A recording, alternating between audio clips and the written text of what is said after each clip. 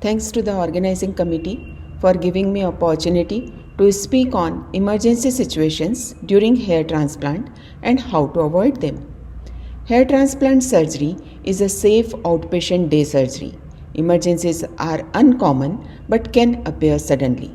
Many of the emergencies, but not all, are preventable through attentive preoperative and intraoperative care. Clinic doctors and support staff must be prepared to manage the emergencies. Mortalities are uncommon but may happen.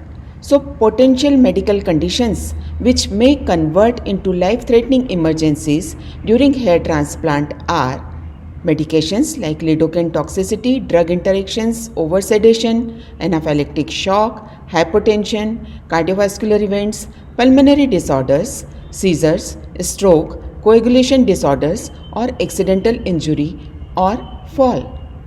To avoid any unwanted event, thorough pre-op preparation must be done. So we must take history in detail of all existing condition as they may increase risk with the surgery. If patient is taking any medication, inquire in detail to avoid any drug interaction during surgery.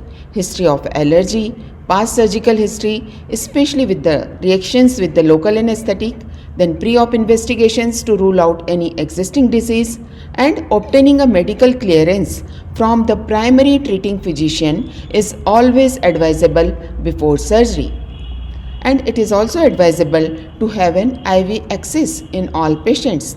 Xylocaine sensitivity test must be done. It is safe to keep anesthetist in cases of elderly patient and patients with comorbidities.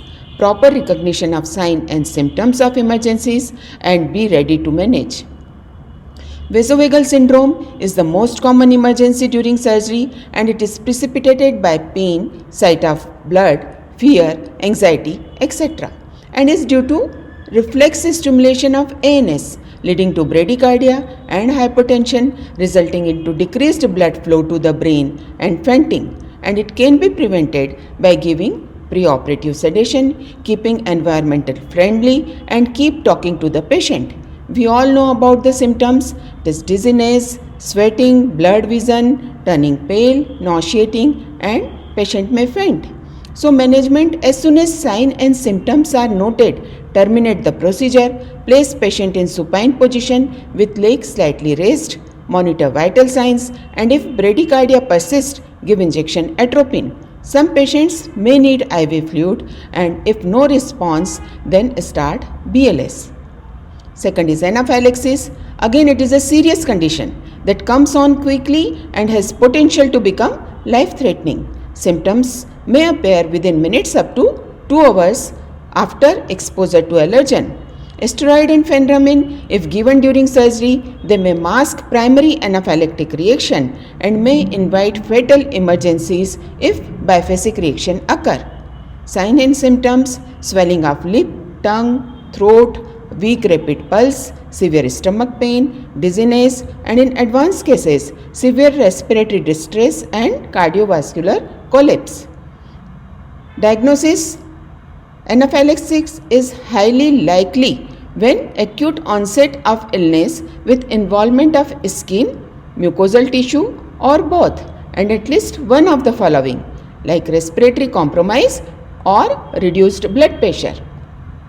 So remove exposure to the trigger, assess circulation, airway, breathing, mental status, skin and body weight, promptly and simultaneously call for help. Inject epinephrine intramuscularly on mid-anterolateral aspect of the thigh in dose of 0.01 mg per kilogram of 1 in 1000 solution to a maximum of 0.5 mg. When indicated and any time during the episode, give oxygen, isotonic saline and prepare to initiate CPR. If reactions are sustained, the patient must be transferred to the hospital by ambulance as quickly as possible.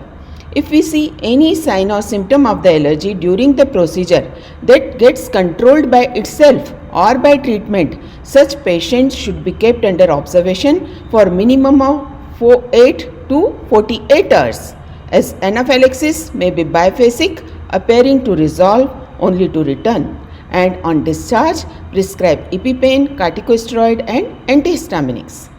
Oversedation with injectable sedatives. So there may be difficulty to arouse slowed respiration and respiratory arrest and cardiopulmonary arrest in advanced cases.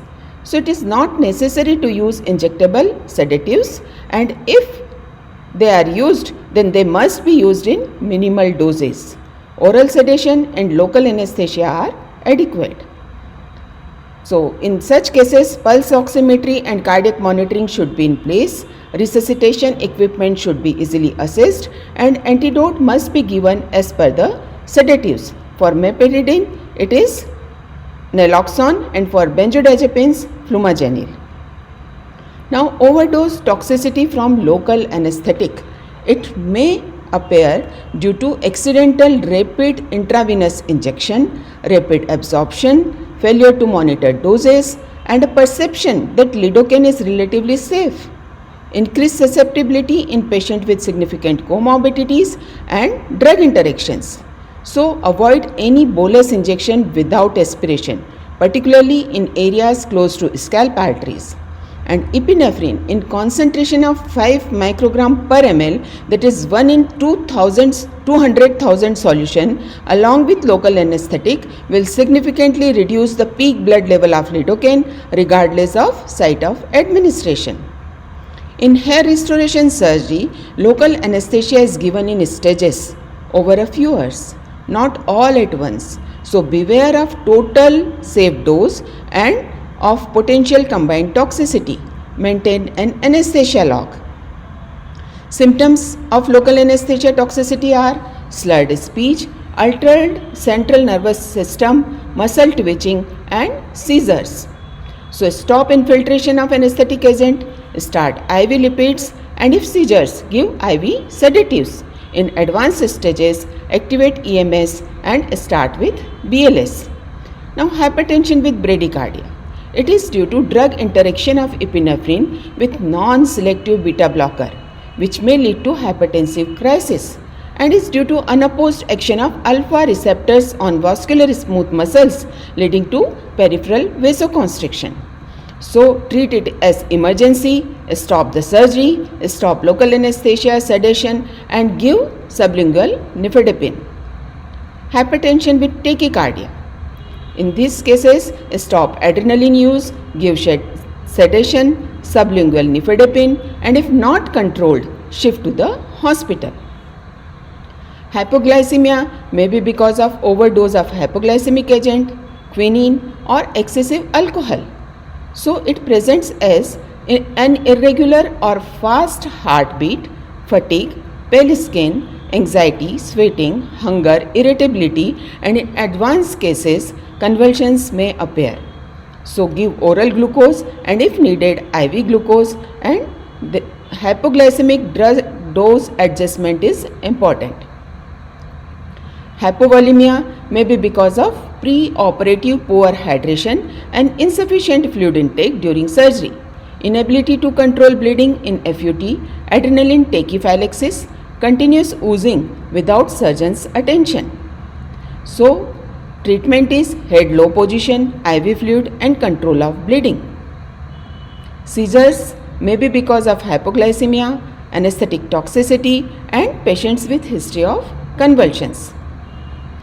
Maintain respiratory airways, prevent injury to the patient, give diazepam and treat the cause, shift to hospital if required. Cardiovascular event may be in the form of angina or myocardial infarction, and in advanced cases, arrhythmias may appear. So as soon as symptoms are noted, suspend the procedure, assess vital sign, establish IV assays, administer 1 tablet of 325 mg of aspirin and 1 tablet of nitroglycerin sublingual. Activate emergency response system and start CPR. Arrange transfer to hospital for evaluation. Treat rhythm disturbances as indicated by ACLS protocol. In any of the emergency, if procedure is incomplete, then preserve tissue in advanced holding solution for possible completion once patient is stabilized. So whatever may be the cause, Most immediate concern in an unresponsive patient is to prevent brain anoxia due to either lack of respiration or circulation. So training in BLS is must. Paste a chart with BLS protocol in operating room. Ensure the availability of all emergency medicines. Equipments must be ready. For activating EMS, contact number of hospital and ambulance should be easily available to OT and receptionist staff. Recommended training for staff in hair restoration surgery. For doctors, minimum basic life support, preferably advanced cardiac life support. For OT staff, they shall have done BLS training or experience of working in operating room or intensive care unit. Training and rehearsing the OT staff in emergency protocol is very important. Develop team approach. Emergency drugs and resuscitative equipments should be handy and should know how to do CPR and artificial breathing. In the rare event of unexpected serious developments during or immediately after a hair transplant surgery, an arrangement should exist with a nearby hospital for transfer of the patient. Thank you.